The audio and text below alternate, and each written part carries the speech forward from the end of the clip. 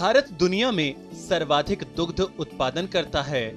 ऐसे में पशुओं के लिए हरा चारे का प्रबंध करना काफी चुनौतीपूर्ण काम है, खासकर उन इलाकों में जहां पानी की उपलब्धता और मिट्टी का उपजाऊपन कम है।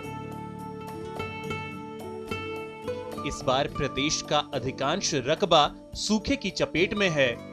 इन जगहों पर पशुपालन कर आजीविका चलाने वाले लोगों के सामने पशुओं के लिए हरे चारा उगाना काफी महंगा साबित हो रहा है।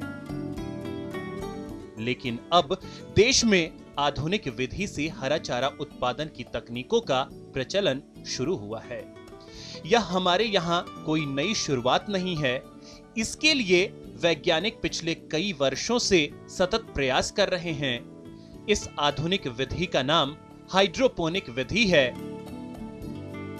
केवल पानी में या बालू अथवा कंकड़ों के बीच नियंत्रित वातावरण और जलवायु में बिना मिट्टी के पौधे उगाने की तकनीक को हाइड्रोपोनिक कहते हैं। हाइड्रोपोनिक्स में पौधों और चारे वाली फसलों को नियंत्रित परिस्थितियों में 15 से 30 डिग्री सेल्सियस ताप पर लगभग 80 से 85% आर्द्रता में उगाया जाता है। इस विधि से चारा उगाने के लिए एक कमरे की जरूरत होती है, जिसमें आर्द्रता और तापमान में बदलाव किया जा सकता हो।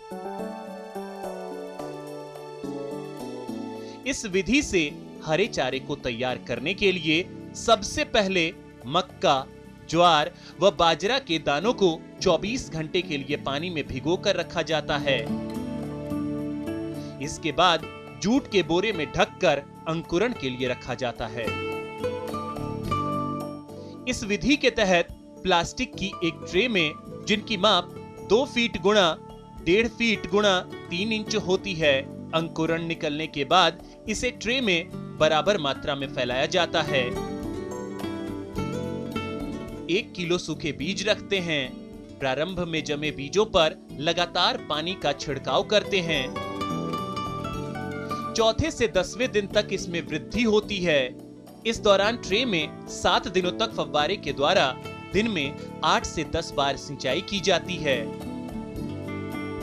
10वें दिन एक ट्रे में लगभग 8 से 10 किलो तक हरा चारा तैयार हो जाता है।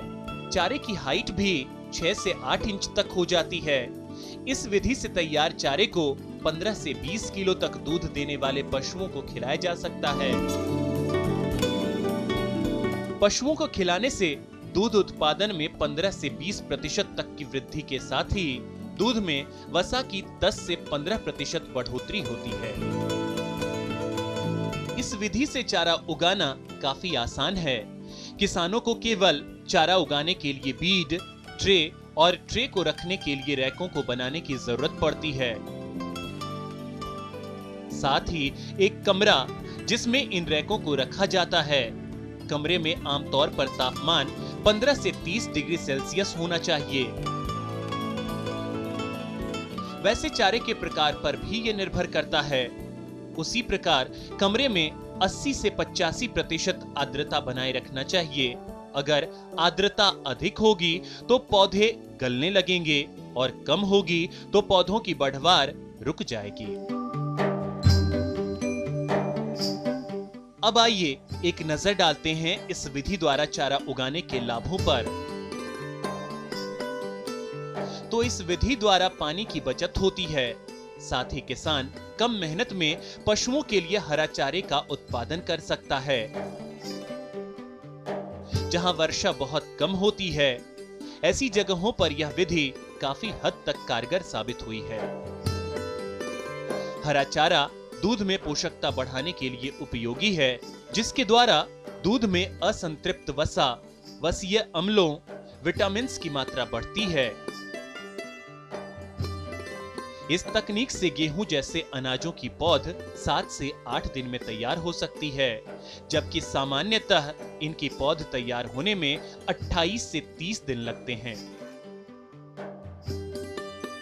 मक्के से तैयार किए गए हाइड्रोपोनिक्स चारे से संबंधित प्रयोगों में पाया गया है कि परंपरागत हरे चारे में क्रूड प्रोटीन 10.70% होती है, जबकि हाइड्रोपोनिक्स हरे चारे में क्रूड प्रोटीन 13.6% होती है। लेकिन परंपरागत हरे चारे की अपेक्षा हाइड्रोपोनिक्स हरे चारे में क्रूड फाइबर कम होता है। हाइड्रोपोनिक्स हरे चारे में अधिक ऊर्जा, विटामिन और अधिक दूध का उत्पादन होता है और उनकी प्रजनन क्षमता में भी सुधार होता है।